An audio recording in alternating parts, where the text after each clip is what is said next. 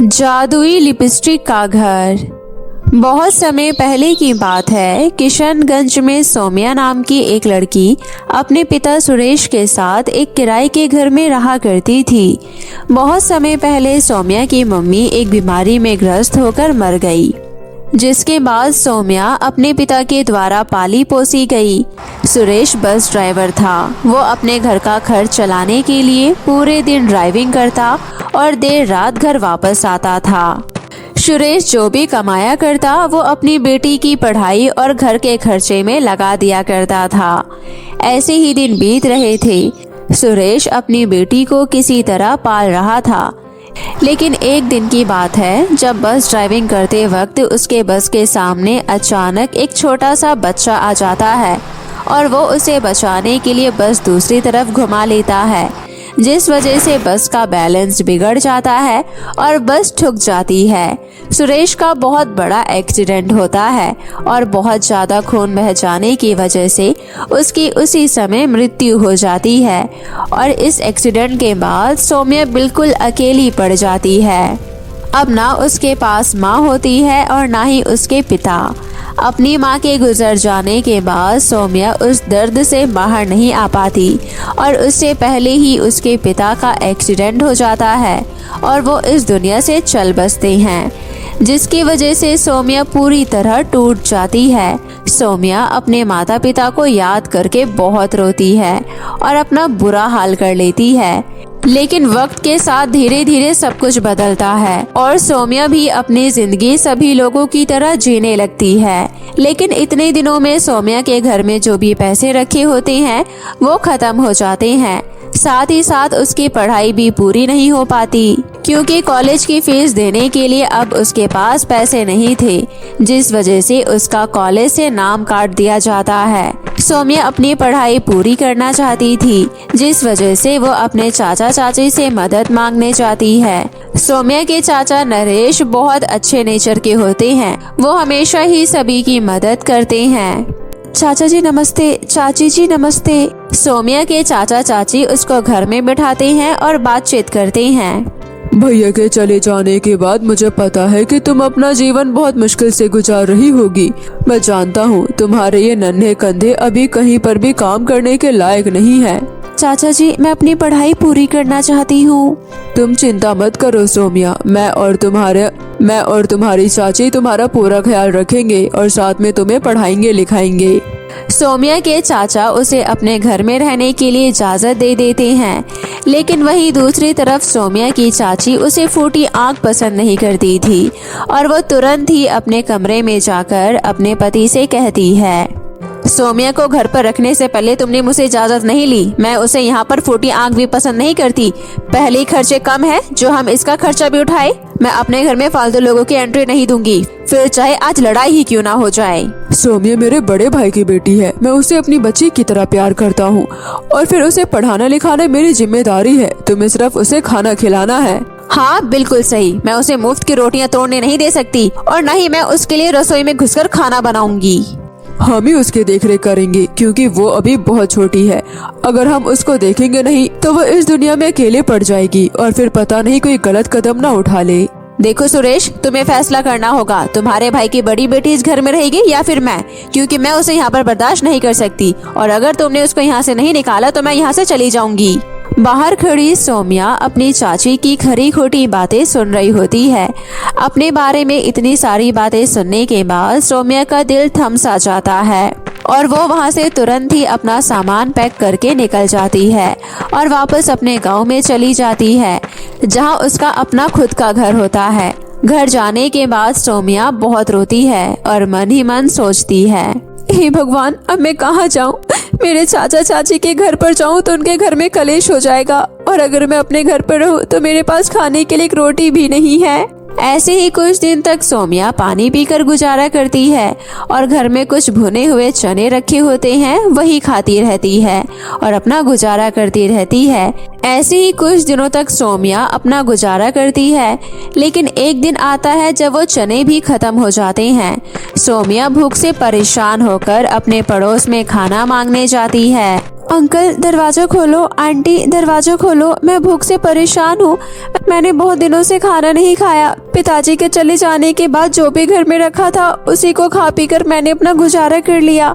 अब मेरे पास खाने को कुछ भी नहीं है और मैं भूख से बहुत ज्यादा परेशान हो चुकी हूँ। मेरे पेट में भी दर्द हो रहा है। पड़ोसी सौम्या को खाना खिला देते हैं। सौम्या खाना खाकर अच्छा महसूस करती है और फिर सौम्या उनसे पूछती है, आंटी मुझे इतनी छोटी सी उम्र में कहीं पर काम करने को मिल जाएगा? मैं घरों में काम करके अपना गुजारा कर लूंगी, लेकिन मुझे कहीं काम पर लगवा दो। हाँ बेटी, मैं तुझे काम पर लगवा दूंगी, लेकिन इतनी छोटी सी उम्र में क्या तू भारी भारी काम कर लेगी? आंटी इस दुनिया में कोई भी मेरी मदद करने के लिए तैयार नहीं है। मेरे अपने खुद के रिश्तेदार मुझे अपने घर पर नहीं रख सकते, तो मैं क्या करूं? ये नन्हे कंधे अब मजबूत बन जाएंगे वक्त के साथ साथ। थोड़ी परेशानियों का सामना तो करना ही पड़ेगा, लेकिन अब मैं किसी से उधार नहीं लेना चाहती। दोनों इसी तरह बातें करते हैं और अगले दिन उसकी पड़ोसन आंटी उसे काम पर लगवा देती है, जहां उसे झाड़ू पोछा का काम करने को मिलता है और साथ में 2 वक्त की रोटी भी। लेकिन इतनी बड़ी कोठी में काम करना सौम्या के लिए बहुत मुश्किल था। सौम्या जैसे तैसे अपना सारा काम संभालती है और उसका काम देखकर कोठी की मालकिन बहुत खुश होती है। ऐसे ही कुछ दिनों तक सौम्या उसमें बहुत अच्छे से काम करती है और रोजाना 2 वक्त की रोटी भी आराम से वहीं पर खाती है। एक दिन की बात है, कोठी में काम करते करते सौम्या थक जाती है और वहीं बैठे बैठे सो जाती है। कोठी में काम कर रही दूसरी लड़की कमरे में रखे कुछ पैसे चुरा लेती है और उसमें से कुछ पैसे सौम्या के बैग में डाल देती है। शाम होते ही जब सभी नौकर काम कर रहे होते हैं तो मालकिन सभी नौकर को इकट्ठा करती है और पूछती है, मैंने अपने कमरे में 10,000 रुपए रखे हुए थे और मुझे अच्छे से पता है कि वो नोट नए नए बैंक से निकले हुए थे, तो वो जिसने भी चुराए हैं वो चुपचाप लाकर मुझे दे दो, मैं कुछ नहीं कहूँगी। लेकिन अगर चेक करने पर किसी के भी पास मिले मैं उसे काम से तुरंत ही निकाल दूंगी। मालकिन की बात सुनकर सभी इधर उधर देखने लगते हैं और अपने पास पैसे ना होने की बात के लिए मना कर देते हैं। तभी मालकिन सभी की चेकिंग करवाती है और सौम्या के बैग से कुछ पैसे निकलते हैं। वो पैसे देखकर मालकिन हैरान रह जाती है और कहती है, देखा, मेरा शक सही निकला। आज तक नौकरों ने मेरे यहाँ पैसे नहीं चुराए, लेकिन तुम्हारे आने के बाद यहाँ चोरी हुई और देख लो तुम्हारे जेब से सारे करारे नोट निकले हैं। बताओ अब मैं तुम्हारा क्या करूँ? तुम्हें मैं अभी काम से निकाल देती हूँ। तुम्हारी जैसी लड़कियों पर मुझे भरोसा नहीं करना चाहिए, जो गिड़गिड़ा कर कोठियों में काम करने आ जाती है, वो जरूर चोरी ही करने आती है। मालकिन मैंने ये सब नहीं किया, मेरा भरोसा करिए। मुझे कभी भी किसी का हराम का पैसा नहीं रखना। मैं हमेशा मेहनत की रोटी खाना पसंद करती हूँ और मेरे सर पर माँ बाप का हाथ नहीं है। मैं चोरी करके भला अपनी नौकरी क्यों गंवाना चाहूंगी? मैंने कोई चोरी नहीं की। बस करो ये ड्रामा, मैंने बहुत लोगों को देखा है। मैं तुम्हारी किसी भी बातों में नहीं आऊंगी। मालकिन सौम्या पर चोरी का इल्जाम लगाकर उसे काम से निकाल देती है, साथ ही उसका सारा सामान घर से बाहर फेंकवा देती है। सौम्या अपने ऊपर चोरी का इल्जाम लगने की वजह से बहुत ज्यादा परेशान हो जाती है और रोती हुई जंगल की तरफ चली जाती है। जंगल में बहुत अंदर तक जाने के बाद उसे कुछ समझ नहीं आता और वह वहीं पेड़ के पास बैठकर रोने लगती है। पेड़ के पास थोड़ा आगे चलकर एक खाई होती है, जहां पर सौम्या कूदने की कोशिश करती है कि तभी वहां पर एक परी आती है और उसे बचा लेती है। अरे मेरी प्यारी बेटी, ये तुम क्या करने चली थी? ये सब तो कायरों के काम है, तुम्हें ये सब नहीं करना चाहिए। तुमने अपनी मेहनत से इतना सब कुछ किया है, लेकिन लास्ट में तुमने हार मान ली और तुम इतना बड़ा फैसला करने चली। आप कौन हो? आपने मेरी जान क्यों बचाई? और मैं मरना चाहती हूँ क्योंकि मेरा इस दुनिया में कोई भी नहीं है, कोई मेरा सहारा नहीं है। मेरी चाची मुझे नापसंद करती है। मेरी पढ़ाई बीच में रुक गई। मैं पढ़ना चाहती थी, लेकिन इस गरीबी में मैंने वो सपने भी देखना छोड़ दिए। मैंने अपना पेट पालने के लिए इतनी बड़ी कोठी में काम करना शुरू कर दिया। वहाँ पर भी मुझ पर चोरी का इल्जाम लगा दिया। अब आप ही बताओ मैं क्या करूँ? हमें कभी भी अपने बुरे वक्त में घबराना नहीं चाहिए, बल्कि हिम्मत से काम लेना चाहिए, क्योंकि तुम्हारे चले जाने के बाद यह इस दुनिया में किसी को कोई फर्क नहीं पड़ेगा। और तुम खुद बताओ, तुम्हारे गलत कदम उठाने पर क्या तुम्हारी परेशानियां खत्म हो जाएंगी? परेशानियां खत्म नहीं होगी, लेकिन जब मैं ही मर जाऊंगी तो ये परेशानी मुझे कैसे परेशान करेगी? बेटी, इंसान का जीवन तुम्हें मिला है तो परेशानियां भी तो मिलेगी ना। ये लो, मैं तुम्हें अपनी जादुई छड़ी से एक जादुई लिपस्टिक का घर देती हूँ। ये लिपस्टिक का घर है। इस घर की मालकिन आज से तुम हो और तुम्हें इस घर में कोई भी परेशानी या तकलीफ नहीं होगी। ये मेरा तुमसे वादा है। और हाँ, एक बात और, ये लिपस्टिक का घर कोई मामूली घर नहीं है। इस घर में तुम बैठकर जो भी मांगोगी वो तुम्हें ये घर तुरंत देगा और तुम्हें इस घर में रहने के बाद कोई भी चिंता करने की जरूरत नहीं है, ना ही तुम्हें कहीं काम करना पड़ेगा। लेकिन तुम कभी भी ऐसा गलत कदम मत उठाना, ये तुम मुझसे वादा करो। थैंक यू परी जी, मैं आपका ये एहसान कभी भी चुका नहीं सकती, लेकिन आपका बहुत बहुत शुक्रिया। आपने मेरे मुश्किल वक्त में मेरी मदद की और मैं आपसे प्रॉमिस करती हूँ मैं आइंदा ऐसा कदम कभी नहीं उठाऊंगी। इतना कहकर परी वहाँ से चली जाती है और सौम्या उस घर में चली जाती है। उस घर में जाने के बाद सौम्या बहुत खुश हो जाती है, साथ ही उसका रंग रूप सब बदल जाता है और उस घर में पहुंचती ही सौम्या को किसी बात की कोई कमी नहीं होती। रहने के लिए सारी जरूरत की चीजें होती है, खाने के लिए जो चाहे वो मांग सकती है और घूमने फिरने के लिए उसके पास गाड़ी भी होती है। अब सौम्या अपनी पढ़ाई भी पूरी करने के लिए कॉलेज जाती है और उस जादू लिपस्टिक के घर से ढेर सारा पैसा मांग लेती है ताकि वो अपनी पढ़ाई अच्छे से पूरी कर सके। सौम्या के पास अब किसी चीज की कोई कमी नहीं थी। अब सौम्या अपनी आगे की जिंदगी चैन और सुकून से जीने लगती है। जादुई सोने के बाल वाली बहू। अरे पिंकी की मम्मी, तुमने देखा शीतल के बाल कितने घने, लंबे और काले हैं। पूरे गांव में उसके बालों की चर्चा होती है। अरे हाँ, सही कह रही हो विजय की माँ, उसके बाल कमर से भी नीचे आते हैं। अगर वो खुली चोटी बनाती है तो काली नागिन की तरह उसके बाल लहराते हैं। हाँ, गांव में सभी लोग उसके बालों की तारीफ करते हैं और तो और सभी उसे पसंद भी करते हैं। अरे छोड़ो, हम भी क्यों उसके बालों की बातें करके अपना जिया जला रहे हैं। रामपुर नगर में रहने वाली शीतल के बाल बहुत लंबे और घने थे।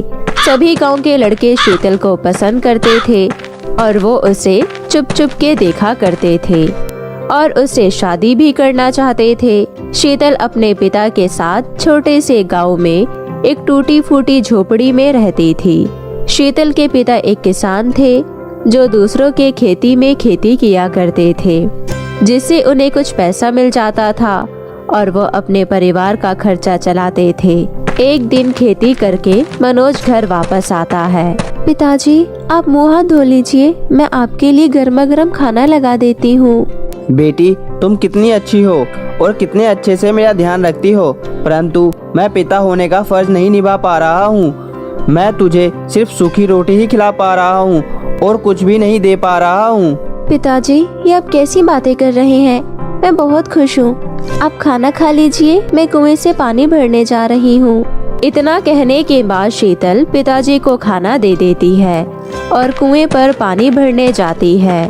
पानी भरते वक्त शीतल कुएं पर बैठकर अपने बालों को धोने लगती है। वहाँ पर एक राज नाम का लड़का होता है जिसकी नजर शीतल पर पड़ती है। वो शीतल के लंबे बालों को देखता ही रह जाता है और उसे उससे प्यार हो जाता है। हे भगवान, इतनी सुंदर अप्सरा की इसकी तो गर्दन भी मोरनी जैसी है। राज ये सब कह ही रहा होता है कि तभी शीतल पीछे मुड़ती है और उसे देख लेती है। कौन है यहाँ? जरा सामने आओ। फिर राज उसके सामने आता है और कहता है, मुझे माफ कर दो, जो मैं आपको इस तरह छिप छिप कर देख रहा था। आप मुझे इसकी कोई भी सजा दे सकते हो, मुझे मंजूर होगा। राज की इतनी हिम्मत देखकर शीतल को भी राज पसंद आ जाता है और वो उसकी बातों में खो जाती है। शीतल अपने बालों को जल्दी से बांध लेती है कि तभी बांधते समय शीतल के बाल राज के मुंह पर लग जाते हैं। ये सुंदर बाल कैसे लहरा रहे हैं? शीतल एक हल्की सी मुस्कान देकर वहाँ से चली जाती है। राज समझ जाता है कि कहीं न कहीं शीतल भी उसको पसंद करती है। इसी तरह दोनों अपने अपने घर चले जाते हैं और रात के समय दोनों चांद को देखते हैं और एक दूसरे के बारे में सोचने लगते हैं। और अब राज और शीतल दोनों कुएं के पास मिला करते हैं। दोनों को एक दूसरे की आदत हो जाती है और अब ये सब कुछ प्यार में बदल जाता है। फिर एक दिन, शीतल, मैं तुमसे बहुत प्यार करने लगा हूँ और अब मैं तुम्हारे साथ अपनी पूरी जिंदगी बिताना चाहता हूँ। क्या तुम मुझसे शादी करोगी? तो फिर ले चलो मुझे अपने घर, अपनी दुल्हन बनाकर हमेशा के लिए। मैं आज ही जाकर अपनी माँ से बात करूँगा, तुम्हारे लिए रिश्ते लेकर तुम्हारे घर भी आऊँगा। इसके बाद दोनों बैठकर बहुत देर तक बातें करते हैं और शाम के समय दोनों अपने अपने घर चले जाते हैं। राज अपने घर जाकर अपनी माँ से कहता है, माँ, मुझे एक लड़की से प्यार हो गया है, मैं उससे शादी भी करना चाहता हूँ। बेटा, इसमें इतनी घबराने की क्या बात है? आखिर तुम्हारी खुशी में ही हमारी खुशी है। हम कल ही उस लड़की के घर रिश्ता लेकर चलेंगे। इसके बाद अगली सुबह राज अपनी माँ के साथ शीतल के घर जाता है। शीतल का घर राज की माँ को बिल्कुल पसंद नहीं आता। वो चारों तरफ देखती रहती है और कहती है, ये शादी नहीं हो सकती राज। लेकिन क्यों माँ, आप ऐसा क्यों कह रही हो? बेटा, तू मेरा इकलौता बेटा है और मैंने तेरी शादी को लेकर बहुत सपने सजाए हैं, परंतु ये तो एकदम गरीब और भिखारी लोग हैं। ये हमारी इच्छा कभी पूरी नहीं कर पाएंगे। इनकी ये छोटी सी झोपड़ी में ये लोग रहते हैं, तो फिर हमें क्या देंगे? मैं मानती हूँ कि ये लड़की बहुत सुंदर है और संस्कारी भी है। मैं जानती हूँ इसमें कोई खोट नहीं है। अगर आपकी यही सोच है तो आप मेरा भी फैसला सुन लीजिए। मैं शादी करूँगा तो सिर्फ शीतल से ही करूँगा, वरना नहीं करूँगा माँ। लगता है तेरी बुद्धि भ्रष्ट हो गई है। इस 2 कुड़ी के लड़के ने तुझे बर्बाद कर दिया है और अपनी माँ से लड़ाई कर रहा है। तू पागल हो गया है। पता नहीं क्या जादू कर दे इस लड़के ने तेरे ऊपर। ये लंबे बालों वाली लड़की डायन है, डायन। मैं इसे नहीं अपना सकती। इतना कहकर राज की माँ वहाँ से गुस्से में चली जाती है और अगले दिन राज और शीतल दोनों मंदिर में जाकर शादी कर लेते हैं। शीतल, मैं सभी रीति रिवाज के साथ तुम्हें अपना मानता हूँ। मैं भी आपको आज से अपना सब कुछ मानती हूँ। इसके बाद राज और शीतल अपने घर जाते हैं और घर पहुंचकर राज अपनी माँ से कहता है, माँ, आज से यह आपकी बहू है। ओह, आखिर तुमने मेरे बेटे को अपने इस काले बालों वाले जादू में फंसा ही लिया। माँ, आप ये कैसी बातें कर रही हो? आप मानो या ना मानो, आज से यह आपकी बहू है। अब इसके खिलाफ मैं एक भी शब्द नहीं सुनना चाहता हूँ। अगर आप हमें अपना आशीर्वाद नहीं देना चाहती हो तो हम बिना आशीर्वाद के ही रह लेंगे और यह घर छोड़ देंगे। बेटा, ये तो क्या कह रहा है? तू मेरा इकलौता बेटा है। अगर तू चला जाएगा तो मेरा इस दुनिया में कोई नहीं बचेगा। आओ बहू रानी, अंदर आ जाओ, तुम्हारे इस घर में स्वागत है। राज की माँ एक बहुत खड़ूस औरत थी। वो शीतल को अपने घर में प्रवेश करवा तो लेती है, राज की गैर मौजूदगी में वो शीतल पर बहुत अत्याचार करती है। क्यों रे करमजली, तुझे बड़ा शौक है ना लंबे लंबे बाल रखने का? घर में चारों तरफ तेरे बाल क्यों बिखरे रहते हैं? खाना खाओ तो खाने में बाल आता है, चारों तरफ देखो तो तेरे ही बाल नजर आते हैं। सासू माँ, मैंने पिछले 3 दिनों से अपने बालों में कंघी नहीं की है, तो फिर मेरे बाल इधर उधर कैसे गिर सकते हैं? अच्छा, तो तू ये कहना चाहती है कि मैं झूठ बोल रही हूँ या फिर वो मेरे बाल है? रुक, तुझे अभी बताती हूँ। इतना कहकर उसके बालों को जोर से पकड़ती है और उसे खींचने लगती है। आह माँ, मेरे बालों को छोड़ दीजिए, मुझे दर्द हो रहा है। सासू माँ, मुझे माफ कर दीजिए, मुझे छोड़ दीजिए, मुझे बहुत दर्द हो रहा है।